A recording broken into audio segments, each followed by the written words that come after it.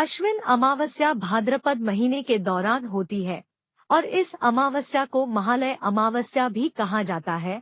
अश्विन अमावस्या को पुरुषोत्तम माह की अमावस्या भी कहा जाता है तथा इसी दिन अधिक मास का महीना खत्म हो जाता है। इसी दिन से दुर्गा पूजा के उत्सव की शुरुआत हो जाती है। अश्विन अमावस्या पूर्वजों के श्राद्ध एवं अनुष्ठान का दिन होता है। आश्विन अमावस्या को एक अन्य नाम सर्वपितृ अमावस्या से भी जाना जाता है। यह अमावस्या पितृपक्ष के आखिरी दिन की अमावस्या होती है। हिंदू धर्म में काफी महत्वपूर्ण स्थान रखती है, क्योंकि इस दिन पितृदोष से मुक्ति पाने के लिए विशेष तौर पर अनुष्ठान किए जाते हैं। महाभारत काल से ही आश्विन अमावस्या के दिन अलग अलग तीर्थ स्थलों पर पिंडदान करने की परंपरा है। मान्यताओं के अनुसार अश्विन अमावस्या के दिन को शुभ कार्य नहीं किया जाता, परंतु पूर्वजों को याद करके उनकी याद में श्राद्ध तर्पण किए जाते हैं। मान्यता है कि ऐसा करने से मनुष्य के पापों का नाश हो जाता है तथा पापों से मुक्ति मिल जाती है। इस दिन पूर्वजों के पिछले पाप या गलत कर्म के नाम पर उनके बच्चों की कुंडली में जो दोष आए हैं उनको खत्म करने के लिए पूजा की जाती है। अश्विन अमावस्या के दिन अनुष्ठान करने से यम भगवान का आशीर्वाद प्राप्त होता है। इस दिन यदि पूरी निष्ठा से पूजा विधि की जाए तो परिवार के हर तरह के पाप नष्ट हो जाते हैं, पितृदोष से मुक्ति मिल जाती है एवं पूर्वजों की आत्मा को शांति मिलती है। बच्चों को सुखद जीवन का आशीर्वाद प्राप्त हो जाता है। कहते हैं कि जिनके जीवन में कुंडली दोष है उन्हें इस दिन पूजा करने से कुंडली दोष से मुक्ति मिल जाती है। जो सुहागी ने इस दिन व्रत रखती है उनको भी इसका फल अवश्य मिलता है। एक पौराणिक कथा के अनुसार एक बार बाहेश्पत की मानसी कन्या अक्षोदा घोर तपस्या कर रही थी और तपस्या करते करते उन्हें 1000 वर्ष बीत गए। उनकी तपस्या के तेज से पितृलोक प्रकाशित हो गया। सभी पितृगण काफी खुश हो गए और अक्षोदा के पास गए।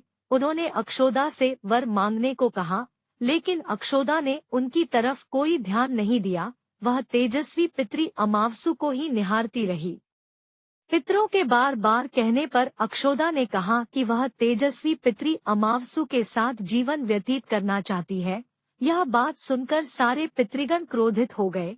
उन्होंने को श्राप दिया कि पितृलोक से पतित होकर धरती पर रहेगी। यह बात सुनते ही अक्षोदा उनके पैरों में गिरकर रोने लगी। उसको रोता देखकर पितरों को उस पर तरस आ गया और उन्होंने कहा कि अक्षोदा मत्स्य कन्या के रूप में जन्म लेगी। भगवान ब्रह्मा के वंशज महर्षि पराशर उसे पति के रूप में मिलेंगे। उन्हें एक पुत्र भगवान व्यास जी के रूप में प्राप्त होगा।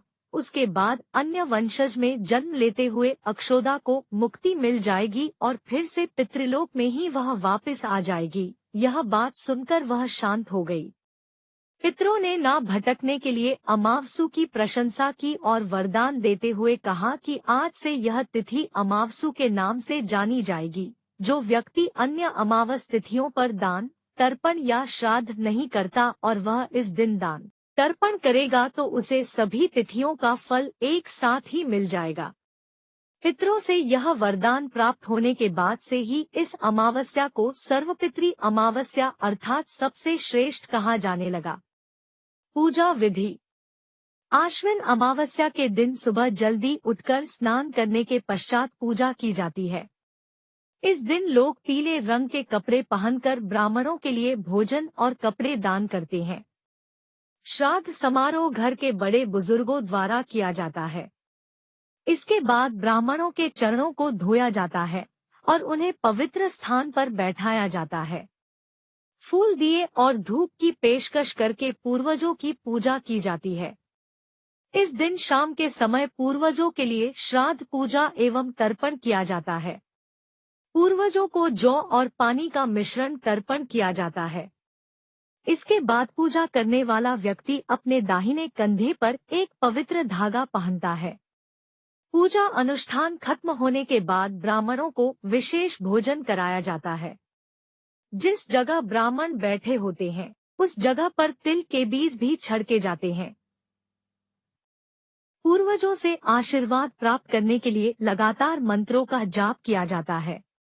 अश्विन अमावस्या के दिन भगवान विष्णु, शिव जी और ब्रह्मा जी का आशीर्वाद प्राप्त करने के लिए पीपल वृक्ष की पूजा भी की जाती है। पीपल के वृक्ष की परिक्रमा की जाती है। 108 बार तुलसी जी की परिक्रमा भी की जाती है और सूर्य नारायण को जल दिया जाता है। आशीर्वाद के साथ साथ किए गए पापों के लिए माफी मांगते हैं और उद्धार और शांति के लिए प्रार्थना करते हैं। इसी दिन भूले भटके पितरों के नाम से जरूरतमंद व्यक्ति को भोजन कराया जाता है। आश्विन अमावस्या के दिन ध्यान रखने वाली बातें।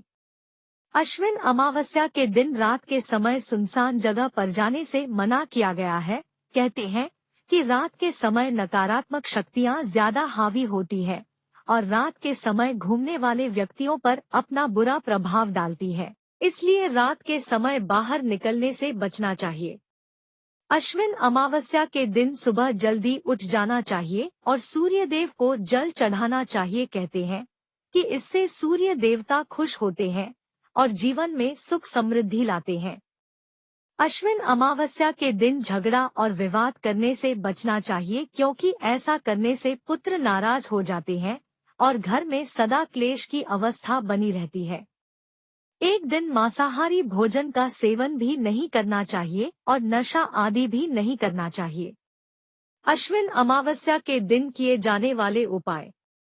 अश्विन अमावस्या के दिन बहुत सारे उपाय किए जाते हैं, जैसे कि ब्राह्मणों के अनुसार यदि कोई व्यक्ति आर्थिक रूप से कमजोर है और उसे कोई रास्ता नजर नहीं आ रहा तो उसे इस दिन भगवान का नाम लेते समय आटे की छोटी छोटी गोलियां बनानी चाहिए और इन गोलियों को मछलियों को खिला देना चाहिए। ऐसा करने से सारी परेशानी दूर हो जाती है।